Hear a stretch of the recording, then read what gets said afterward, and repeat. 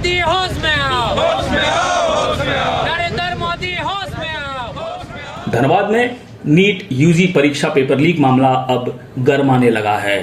Dhanbad youth Congress committee ने रणधीर वर्मा चौक पर जमा होकर पार्टी कार्यकर्ताओं ने प्रधानमंत्री सहित शिक्षा मंत्री धर्मेंद्र प्रधान का पुतला फूंक सरकारी विरोधी नारे लगाकर अपना विरोध जताया है। पार्टी कार्यकर्ताओं ने एक स्वर में आरोप लगाते हुए कहा कि इस तरह की घटना छात्रों के भविष्य से खिलवाड़ है। पार्टी नेताओं ने कहा कि साल 2024 के बाद अब 2026 में दोबारा नीट परीक्षा में पेपर लीक होना केंद्र सरकार की विफलता को दर्शाता है। ऐसा होने से छात्र मानसिक प्रताड़ना झेलने को मजबूर होते हैं।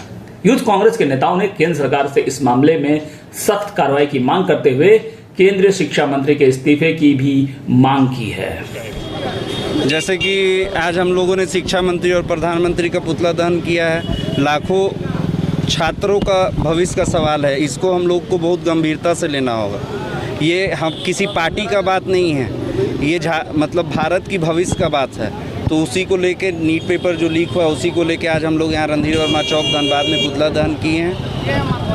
किनका पुतला दहन किया और क्या मांग है आप लोगों? हम लोग प्रधानमंत्री और शिक्षा मंत्री जी का पुतला दहन किए। हम लोग का मांग है कि शिक्षा मंत्री इस्तीफा दें, जो अपने कार्यकाल को अच्छा से नहीं चला पा रहे हैं। तो ऐसा शिक्षा मंत्री को भारत में कोई काम नहीं है, तो उन्हीं से हम लोग इस्तीफा मांगने के लिए आज ये विरोध प्रदर्शन। हम लोग ने देश के जो होनहार प्रधानमंत्री नरेंद्र मोदी जी और उनके होनहार शिष्य धर्मेंद्र प्रधान जो कि शिक्षा मंत्री हैं, उनका पुतला जलाया।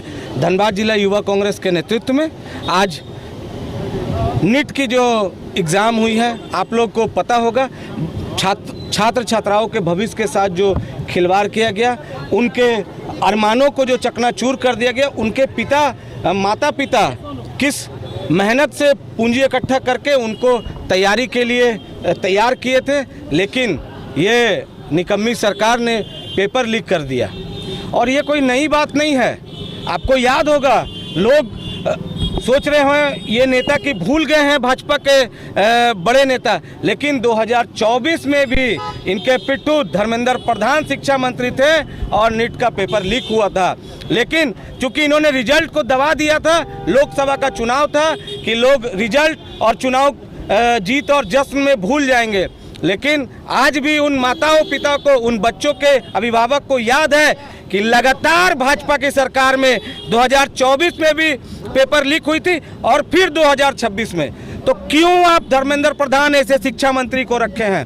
कहीं ना कहीं आप लोग सत्ता के नशे में चूर होके किसी की बातों को नहीं सुनते हैं। और हमारे आदरणीय नेता, हम सबों के आदर्श आदरणीय लोकसभा के प्रतिपक्ष के नेता राहुल गांधी जी लगातार हर एक मुद्दों पर बोलते आ रहे हैं, लेकिन उनको सिर्फ चुनाव जीतना है, भाजपा का सरकार बनाना है। और जातिवाद में अब तो बच्चों को भी भविष्य सुरक्षित नहीं है इस सरकार में।